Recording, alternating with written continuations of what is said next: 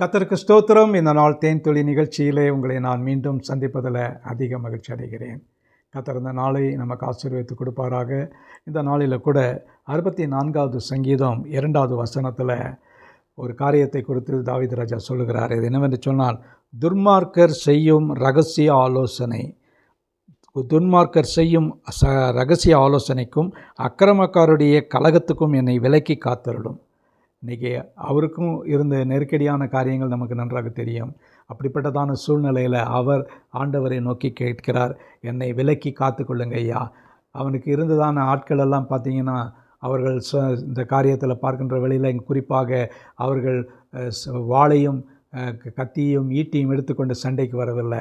அவர்கள் தங்களுடைய நாவை கூர்மையான பட்டயமாக்கி சடுதியிலே உத்தமன் மீது அவர்கள் எய்யும் அம்பாக எய்கிறார்கள்.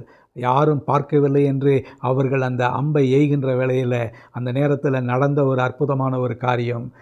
வசனம் சொல்லுகிறது, அந்த நேரத்தில் தாவீது ராஜா ஒன்றும் செய்யவில்லை.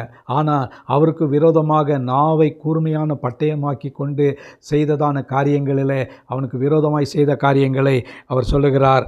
வசனம் 7வது வசனத்தில், ஆனாலும் தேவன் அவர்கள் மீது யாரெல்லாம் அப்படிப்பட்டதான் கூர்மையான அம்பை நோக்கி எய்கிறார்களோ அவர்களை எய்வார். அம்புகளை அவர்கள் மேல் அம்பை எய்வார். சடுதியாய் அவர்கள் காயப்படுவார்கள். பாருங்கள், இது ஒரு நம்மே அறியாமல் கர்த்தரால் செய்யக்கூடியதான காரியம். நம்ம ஒன்றுமே செய்ய வேண்டாம், நம்ம சும்மா இருப்போம். நமக்கு விரோதமாய் காணப்படுகிறவர்கள் தங்களுக்கு வார்த்தைகளினாலே நம்மை காயப்படுத்தி கொண்டிருக்கலாம், துன்பப்படுத்தி கொண்டிருக்கலாம். அப்படிப்பட்ட நேரத்தில் நாம் செய்ய வேண்டியதான காரியம் தாவீதை போல கர்த்தரிடத்தில் ஒப்பு கொடுத்துட வேண்டும். அவர் இந்த 7வது வசனத்தின்படியாக சடுதியாக அவர்கள் மீது அதை திருப்பி போடுவார். அப்படி நாம் அமைதியாக இருக்கின்ற வேளையில் கர்த்தர் நமக்காக யுத்தம் செய்யக்கூடியவராக இருக்கிறார். நாம் இந்த நாளிலே அதை நோக்கி சிந்திப்போமா? நமக்கு விரோதமாக யார் இருந்தாலும் கூட, எப்படிப்பட்டதான காரியம் இருந்தாலும் நம்ம ஒன்றுமே செய்ய வேண்டாம்.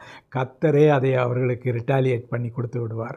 ஜெபிப்போமா? நல்ல ஆண்டவரே, நீ கொடுத்த இந்த நல்ல வார்த்தைக்காக நன்றி செலுத்துகிறோம். எங்களுக்கு எத்தனையோ பேர் ஆண்டவரே முன்னர் நல்லா பேசுவாங்க, ஆனால் விரோதமாக பாடுகிற வேளையில் நாங்களுடைய நாவை தான் அவர்கள் கூர்மையான பட்டயமாக்குவாங்க.